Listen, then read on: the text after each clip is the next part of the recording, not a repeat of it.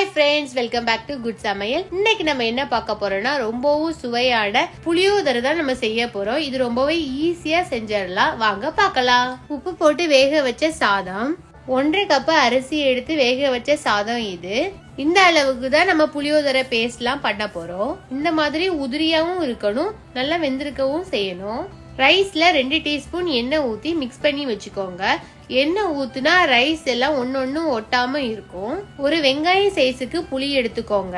1.5 cup வெந்நீர் தண்ணியில ஊற வச்சுக்கோங்க.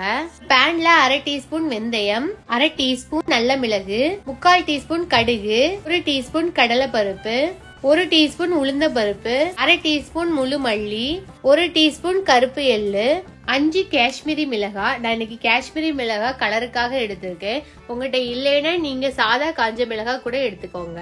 கொஞ்சம் கருவேப்பிலையும் சேர்த்து நல்லா ட்ரை ரோஸ்ட் பண்ணிக்கோங்க. நல்ல மனம் வந்து கலர் சேஞ்ச் ஆயிருக்கு. இதை நம்ம எடுத்துடலாம். இதை நல்லா ஆற வச்சுட்டு மிக்ஸி ஜார்ல சேர்த்துக்கோங்க.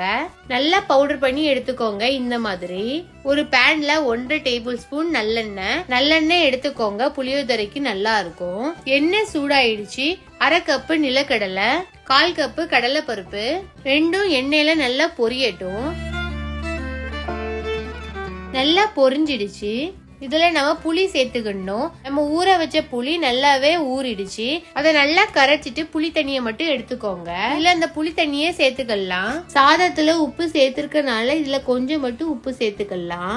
நல்லா கொதி வரட்டும். இந்த அளவுக்கு வெல்லம், 1 டீஸ்பூன் பெருங்காயத்தூள்ல கொஞ்சம் தண்ணி மிக்ஸ் பண்ணி இதுல சேர்த்துக்கோங்க. நல்லா மிக்ஸ் பண்ணி விட்டுக்கோங்க. இது கொஞ்சம் வத்தி வரட்டும். இந்த அளவுக்கு வத்தி வந்ததுக்கு அப்புறம் நம்ம ரெடி பண்ணி வச்சிருந்த பவுடர்ல 1.5 டீஸ்பூன் இதுல சேர்த்துக்கலாம். மீதி பவுடரை நம்ம ரைஸ்ல சேர்க்கணும். நல்லா மிக்ஸ் பண்ணி விட்டுக்கோங்க. நல்லா கொதி வரட்டும். இது ரெடி ஆயிடுச்சு. வேற ஒரு பேன்ல 2 டீஸ்பூன் நல்லெண்ணெய், கொஞ்சம் கருவேப்பிலை, 1/4 கப் நிலக்கடலை. நம்ம ஃபர்ஸ்டே நிலக்கடலை சேர்த்திருக்கோம். ஆனா நம்ம லாஸ்ட் எண்ணெயில பொரிச்சு போடும் போது நல்லா இருக்கும். நல்லா பொரிஞ்சிடுச்சு. இதை நம்ம ரைஸ்ல சேர்த்துக்கலாம். நம்ம ரெடி பண்ணி வச்சிருந்த பவுடரையும் சேர்த்துக்கலாம். இதை நல்லா மிக்ஸ் பண்ணி விட்டுக்கோங்க. நல்லா மிக்ஸ் பண்ணியாச்சு. நம்ம இதுல புளி பேஸ்ட் சேர்த்துக்கலாம். ஃபர்ஸ்ட் கொஞ்சமா சேர்த்து மிக்ஸ் பண்ணி பாத்துக்கோங்க. அதுக்கப்புறம் தேவைப்பட்டா கொஞ்சம் கூட மிக்ஸ் பண்ணிக்கோங்க.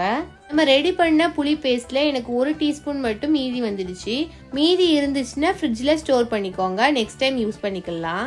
ரொம்பவும் டேஸ்டான புளியோதரை ரெடி ஆயிடுச்சு. நீங்க டிராவல் பண்ணும்போது இந்த மாதிரி செஞ்சு கொண்டு போய் பாருங்க. ரொம்பவே நல்லா இருக்கும். இந்த வீடியோ பிடிச்சிருந்துன்னா லைக் பண்ணுங்க, ஷேர் பண்ணுங்க, சப்ஸ்கிரைப் பண்ணுங்க.